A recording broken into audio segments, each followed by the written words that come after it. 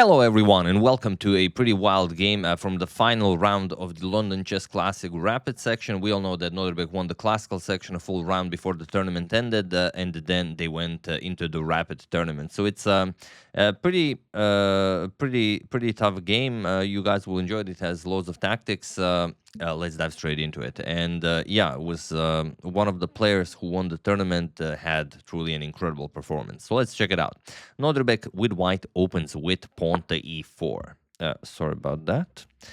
We have pawn to c5, knight to f3, knight to c6, and not my favorite, but we have pawn to d4. We have c captures and d4, knight captures, and now knight f6 and g6 are by far the most popular. Here we have pawn to e5. The Loewenthal variation of the Sicilian, that is usually met by moving the knight back. Knight b5 is the most played. Sometimes you go knight back to b3, sometimes knight f3, sometimes you even capture on c6. Very, very rarely do you go to f5, but almost never do you go to e2. But that is exactly what Nodirbek plays, as that is what he played in the Champions Chester finals against Hikaru Nakamura in 2023, and he beat Hikaru with this line. Or rather, I think they played it twice. He lost one and he won one. But okay, incredibly rare. We have knight to f6, knight b to c3 now, defending the pawn, and bishop to c5. We have knight to g3 now, getting the knight to a nicer square, adding support to e4, and also in the future you might have some knight f5 or maybe knight to h5 to get your queen into the game. So, you know, having a knight on g3 has its perks, but also could be a problem. We have pawn to d6, knight to a4 attacking the bishop, and bishop to b4 check. Pawn to c3, bishop to a5, and Nodirbek strikes immediately with pawn to b4. You can see by the usage of time that Nodirbek is blitzing out moves instantly. Nikolas spending a little bit of time. We have bishop to c7 and bishop to e2. Nicely developing. We have castles, and bishop to e6. Developing the light square bishop, we have bishop to e3. Nodirbek also continues development. And now there is a game where b6 was played. Here we have pawn to a6 by Nikolas, and it is now as of move 13 that we have a completely new game. Okay, pawn to a3, supporting b4, so you can later maybe advance that c-pawn. We have pawn to b5, keeping that pawn on c3, and knight back to b2. You have to figure out a way how to get that knight into the game. Pawn to d5, as if you can play it, you should always play it, and knight to d3. Now, it seems like this is a free pawn, so why not capture it? Well, if you capture it, then the knight comes to c5, and this doubled pawn chain doesn't really justify allowing that white knight to claim the c5 square. So it's not the best. We have pawn to d4. This is much better. C captures, and now do you capture with the pawn or with the knight? Nikolas captured with the knight. The thing is that if you capture with the pawn, it's very easy for white to get a very, very nice position. Just bishop g5, and then after h6 you trade and you go pawn to f4. And this is, well, all white can hope for. We get the rook to c1. It's every piece is in the right place. Sorry, obviously not that. But yeah, after c captures, Nikolas again plays the best move. Knight captures on d4, knight to c5, attacking the bishop, and bishop to b6, putting pressure on the knight. Bishop captures on d4. We have queen captures, and now you could trade queens. Knight captures on e6 is what Nodirbek goes for. F captures and queen to b3. Now putting pressure on the e6 pawn and on this diagonal in general. Queen d7 and rook 8 to d1. Nikolas has to defend the pawn, but he does it by placing a bishop on d4. So bishop d4, knight f5, excellently placed as the e6 pawn is pinned, and the rook 8 to d8. We have knight captures on d4. You could maybe try to improve the position a little bit before deciding, or maybe even keep the knight there for as long as possible. Let's say before king h8 is played, maybe improve with bishop to f3 or bishop to d3, but Nodirbek goes for the capture right away. E captures and pawn to e5, claiming f6 and d6 squares, kicking away the knight. Queen to d5, as the queen is undefended, so offering a queen trade, and we have a trade. Queen captures, knight captures, and now bishop to g4, putting pressure on the e6 pawn. If you're wondering about the d4 pawn, just knight c3, and you can resign. There's no move you can do. Once you capture, First a knight Zug, and then after the king moves, you're just going to end up being up a full knight. So after bishop captures on d5, we have bishop to g4, attacking e6, and now knight to c3.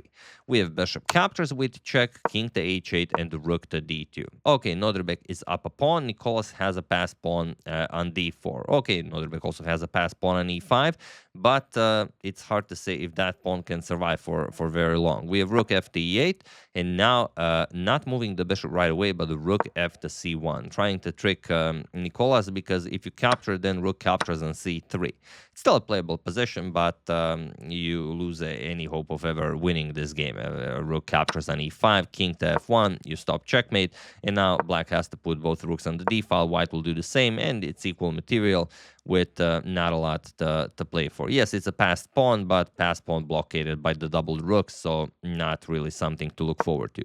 So after rook c1, we have g6 by Nikolas, pawn to f3, creating some breathing room for the king, but also making a way for the king to enter the game. Rook to b8, and now bishop to d7. You have to move it at some point, so now is the time. You have to give up the pawn. Rook captures. We have king to f2. Sorry, not king to f2. King f1 by Nodirbek, and rook to d8. We have bishop to c6 with ideas of maybe going after that a6 pawn. Rook to d6, attacking the bishop, and now Nodirbek messes up a little bit. He should just move the bishop, and it's perfectly fine. But he goes pawn to f4, sort of gaining more space, preparing pawn to g4.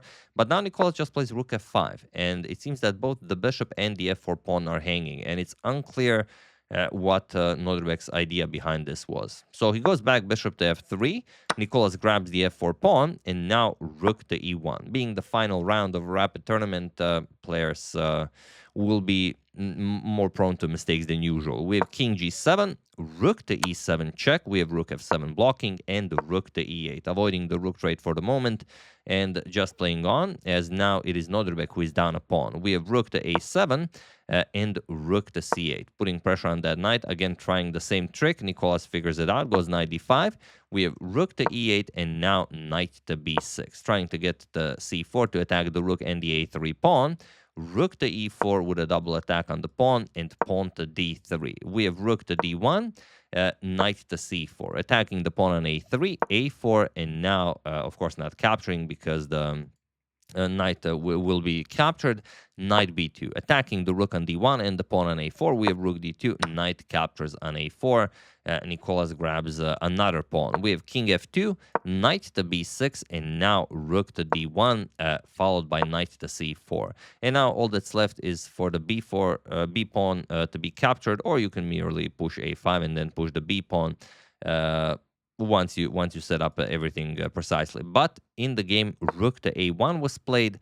We have rook to f7, pinning the bishop, as now you have a clear threat. You want to play d2, capture the bishop, and then just promote the pawn to a queen. King to g3 was played, but it was also in this position on move 49 that Nodirbek Abdusattorov lost on time in a objectively lost position. So there's really nothing you can do here. Just knight d2 is perfectly fine. Rook moves, you capture the bishop, then you push the pawn to victory. Or if you want to be funny about it, you can also play d2. Now the threat is just captures, and you promote the pawn, and if bishop to e2, you can just go knight b2, and that's it. d1 is coming, the knight and the rook are supporting that, and if you play bishop to d1, then a simple rook to f1, and now white is really without moves. There's nothing you can play. Even the bishop even cannot move, as the rook on a1 would hang. So just a capture fest will occur. So after king g3, Nodirbek resigned, and by winning the final round, Nikolas Theodorou also wins the London Chess Classic Rapid Tournament with an incredible performance. These are the results of all the games. He has 2 draws, only draw in round 2 versus FIDE master David Hayton, and in the penultimate round against Alireza Firouzja. That was just a crazy game. Alireza was winning for the better part of the game, but the game was really crazy, and it was like they were playing ping pong with the engine bar, just going white to black, white to black, white to black. It was crazy stuff. But yeah, in the end, it fizzled out into a draw, going into some drawish endgame. In the final round, he beat Nodirbek, and yeah, incredible performance. He doesn't have much of a rapid rating. I imagine he didn't play much rapid, but yeah, very nicely done, taking down the winner of the London Chess Classic Classical. edition. So yeah, that's the game. Hope you guys enjoyed it. Sorry about no videos for the past 2 days. I was otherwise engaged. I had to go to a couple of children parties as my daughter visited some birthdays, so we had a lot of fun. But now it's back to chess. The freestyle chess is on. That will be some of the December. Then we go follow some tournaments, and then of course for the main event of the December, the World Rapid and Blitz Championship, which is what everyone is waiting for, of course. And we're gonna cover all of that. So yeah, really hope you guys enjoyed it. As usual, if you have any game that you would like to see, use that hashtag suggestion, because I'm always on the lookout for incredible games. I would like to thank Tursunboy Makamov, Balfino.ch, Edis Fair, Brian Pratt, and David Gasparian for your contribution to my channel. Thank you a lot. I really appreciate it. As usual, you can check 2 of my previous videos here. Thank you for watching, and I will see you soon. Continuing to check up on your wonderful suggestions and whatever else happens in the chess world. Thank you all. I will see you soon, and have an excellent rest of your day.